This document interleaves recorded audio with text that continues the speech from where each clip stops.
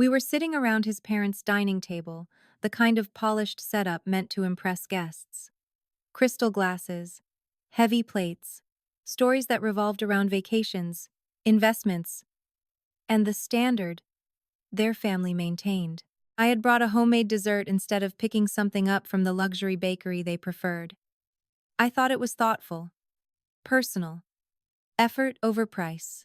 His sister laughed lightly and said, "Of course she made it herself. She's careful with money." Careful. It didn't sound cruel. Not at first. But then his mother added, "Yes, we've noticed she doesn't like to spend much." The word hung there. Cheap. They didn't say it directly that night, but it hovered in the air like smoke. I smiled. I laughed softly. I told myself I was being sensitive. Different families have different cultures around money. Mine valued saving. Theirs valued showing. But the comments didn't stop. At birthdays, I was practical. At holidays, I was minimal. When I suggested splitting restaurant bills fairly instead of covering everything to impress extended relatives, I was calculating. Each label came wrapped in politeness. Each one cut deeper. The night it turned from subtle to sharp was at a large family gathering celebrating his cousin's engagement. There were at least 20 people around the long dining table. Expensive wine flowing, conversations loud, appearances carefully curated. Someone asked about our recent apartment renovation. I mentioned we chose budget-friendly options so we could save for future goals. His aunt laughed openly this time. "Oh, she's the frugal one. We heard she doesn't even like upgrading cars." There it was. Frugal. Cheap. The table laughed. Not cruelly. Not violently. Just comfortably. Like it was an accepted fact about me. And then his brother said it plainly. "Yeah, she keeps him on a tight budget." Tight. Budget. Cheap. The words stacked on top of each other until I felt smaller than the chair I was sitting in. I turned to my husband instinctively. Not for a grand defense. Not for a speech. Just for a look. A correction. A simple, "That's not fair." He smiled awkwardly. He didn't say anything. That silence was louder than the laughter, because in that moment, I realized something terrifying. It wasn't just them labeling me. It was him allowing it. I tried to brush it off. I told myself he didn't want to cause a scene. I told myself it was harmless teasing. But the teasing kept escalating. When we hosted dinner, his mother inspected the ingredients casually, commenting on brands. When I suggested reasonable wedding gift budgets for future events, they exchanged looks like I was ruining something sacred. They never called me cheap angrily. They called me cheap publicly. That's what hurt. They made it part of my identity in their family narrative. The cautious one. The restrictive wife. The woman who limits their son's lifestyle. And every time I tried to explain that saving wasn't stinginess, that financial discipline wasn't deprivation, they'd respond with gentle condescension. "We just want him to enjoy life." As if I was stopping him. As if I was the obstacle. The worst part wasn't the label. It was how quickly it spread. Extended relatives began making comments too. "Are you approving this purchase? Is that within budget?" Always smiling.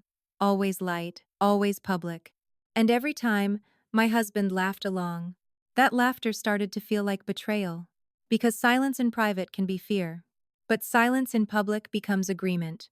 One evening, after another gathering where I had been casually mocked for suggesting a practical vacation instead of an extravagant one, I finally asked him why he never corrected them. He sighed. "They're just joking. Don't take it personally. Don't take it personally." They were attacking my character, my values, my upbringing. And I wasn't supposed to take it personally? I realized then that it wasn't about money. It was about control of perception. They were establishing a narrative. I was the cheap one, the limiting one, the outsider who didn't understand their standard. And he was letting it happen because it was easier than confronting them. The next gathering was the breaking point. His father raised a toast and joked about how their son had married into budgeting season. The room erupted in laughter. I felt my face burn. I waited. For him. For one sentence. For one correction. He lifted his glass and stayed quiet. In that silence, something inside me shifted, because being called cheap wasn't the deepest wound. Being left undefended was.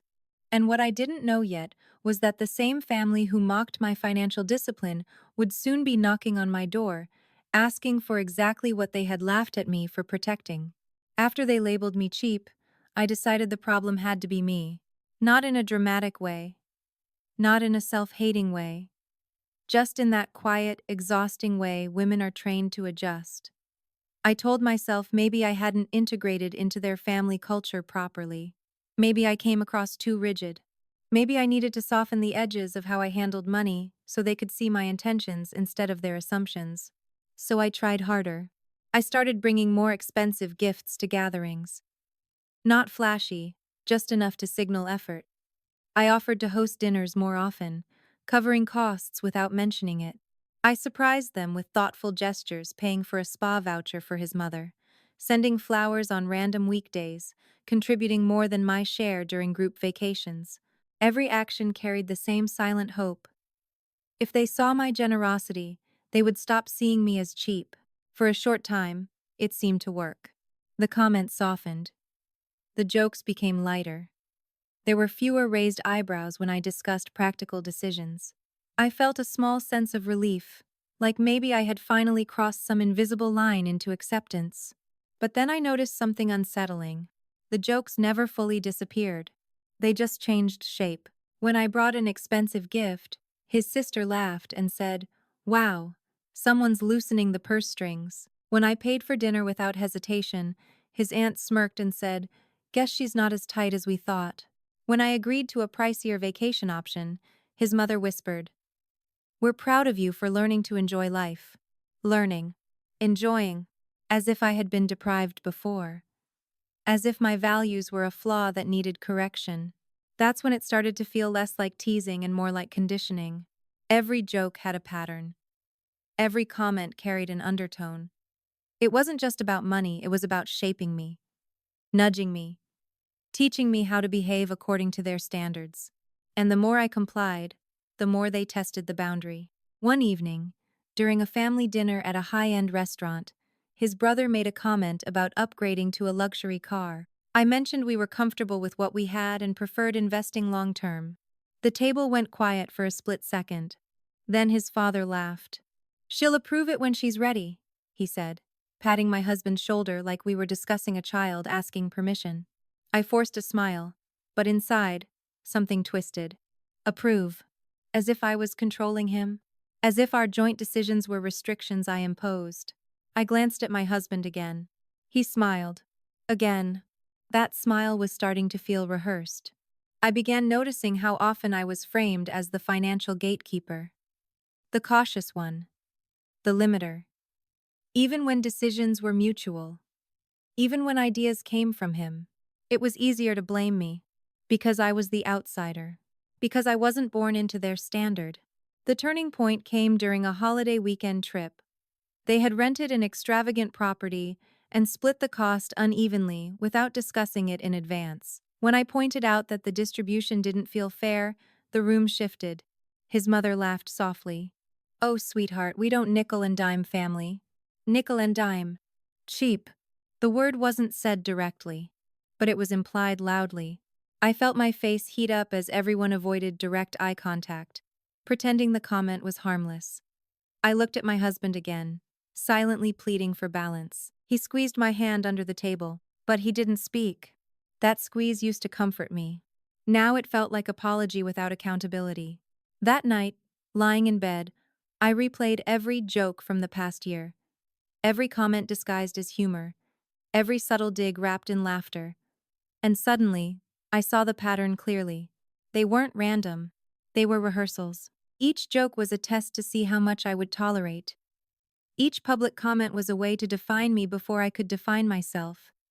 And every time I stayed quiet, they learned that the boundary could stretch further. The most painful realization wasn't that they misunderstood me. It was that they didn't want to. Because labeling me cheap served a purpose. It allowed them to control the narrative of our marriage.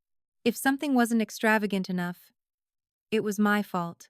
If he didn't spend freely, It was my influence. If financial discipline existed in our home, I was the reason. They had created a convenient character, and I had been trying to rewrite it with kindness. But kindness doesn't correct people who benefit from mislabeling you. It empowers them. The final warning, disguised as a joke, came at a birthday dinner for his mother.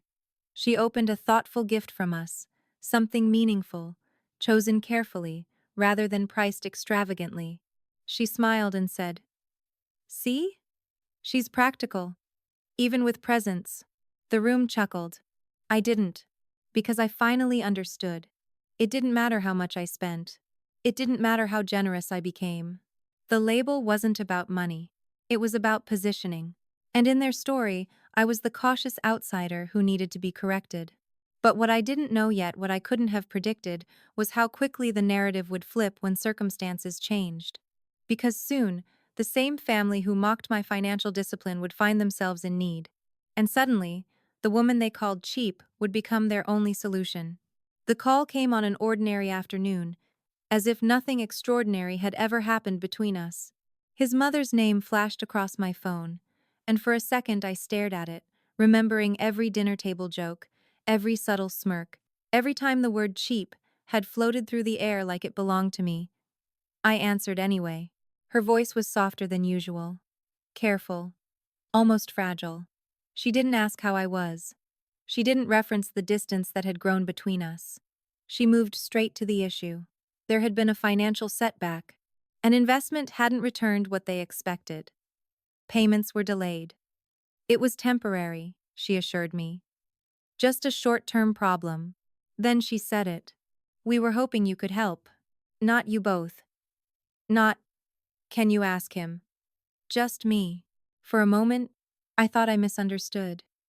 This was the same family who joked about my budgeting habits like they were flaws in my character. The same people who implied I was limiting their son's lifestyle because I preferred planning over spending. The same table that laughed when I suggested fairness instead of extravagance.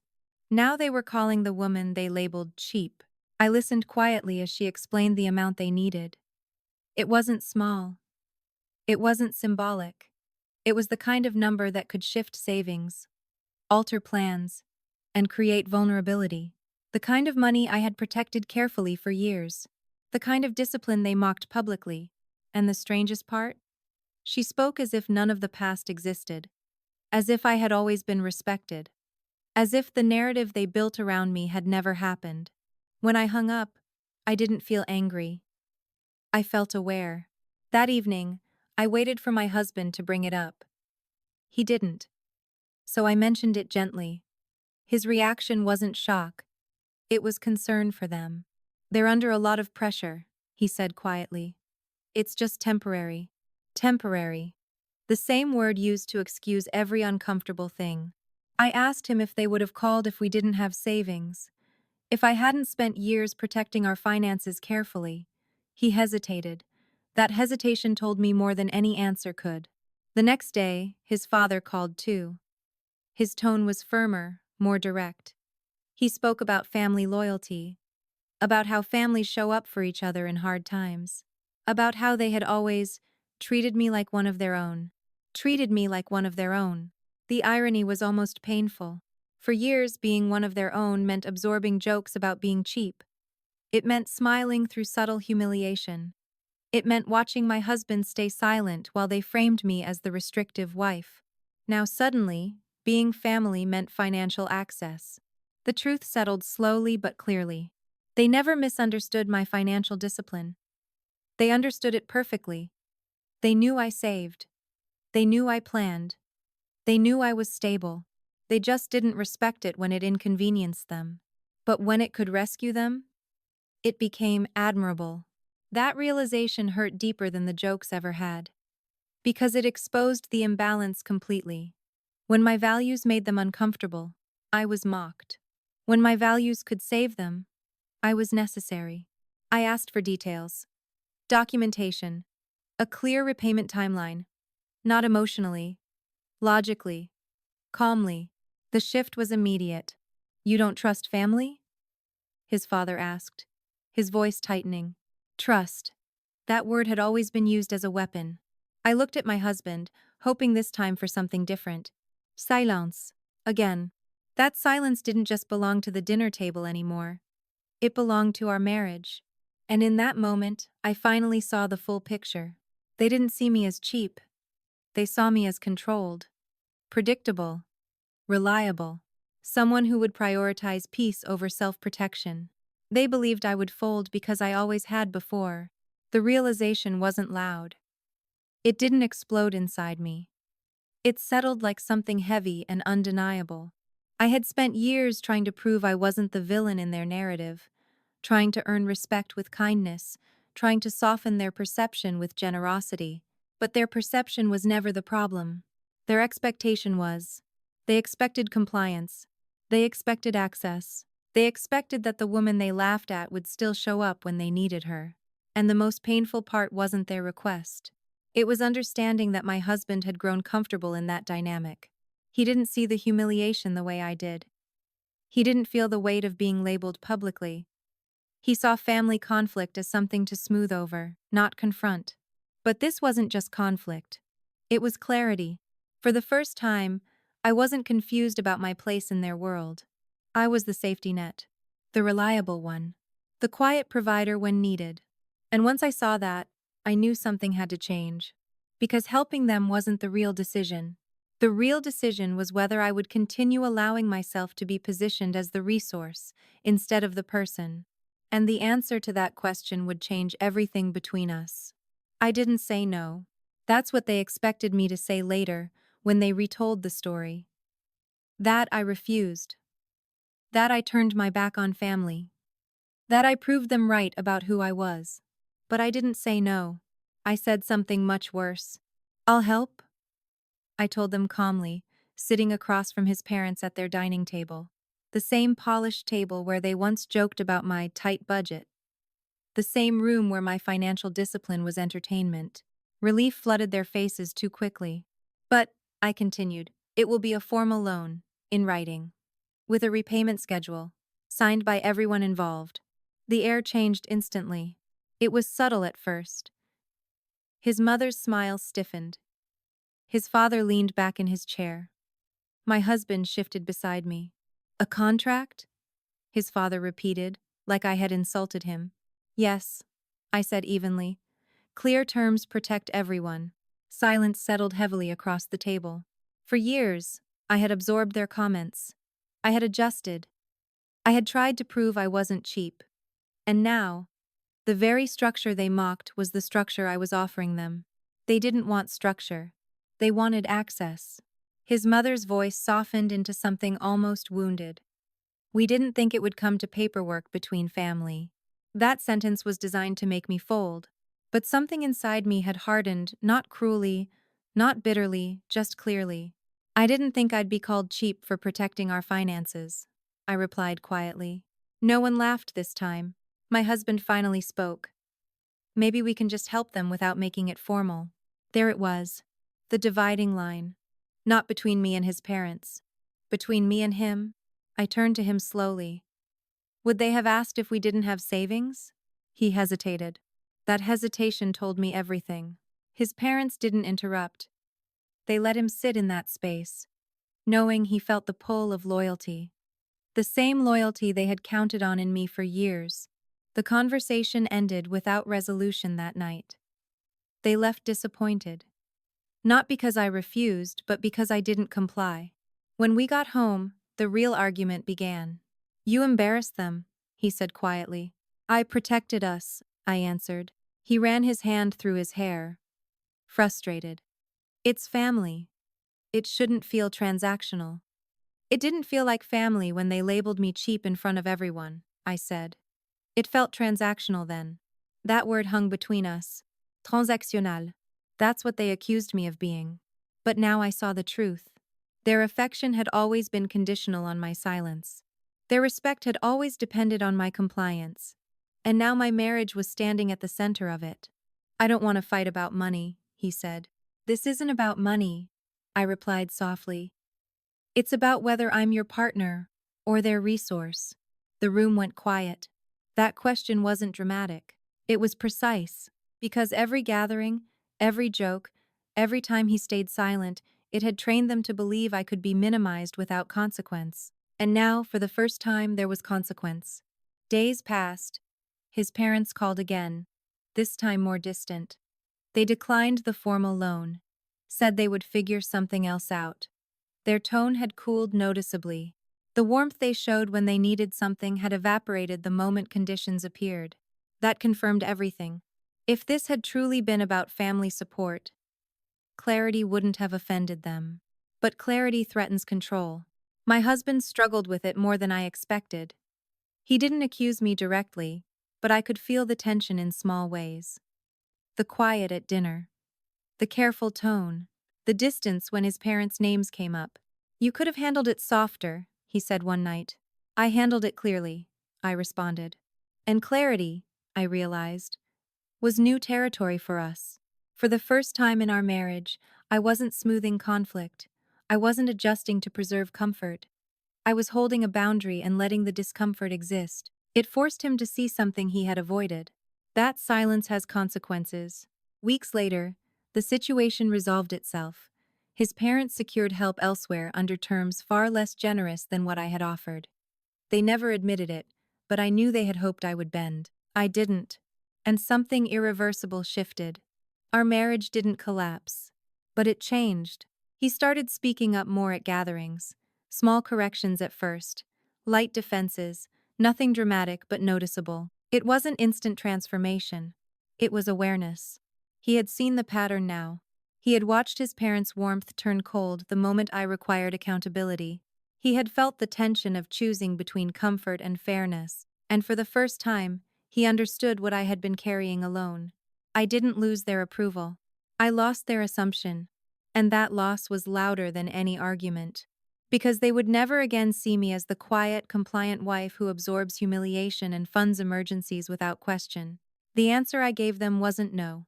It was equal. And equal feels like rejection to people who benefited from imbalance. It hurt. It strained things. It forced uncomfortable conversations. But it did something else too. It showed me that protecting myself doesn't make me cheap. It makes me clear. And clarity, even when it shakes a marriage, is still better than silence that slowly erodes it.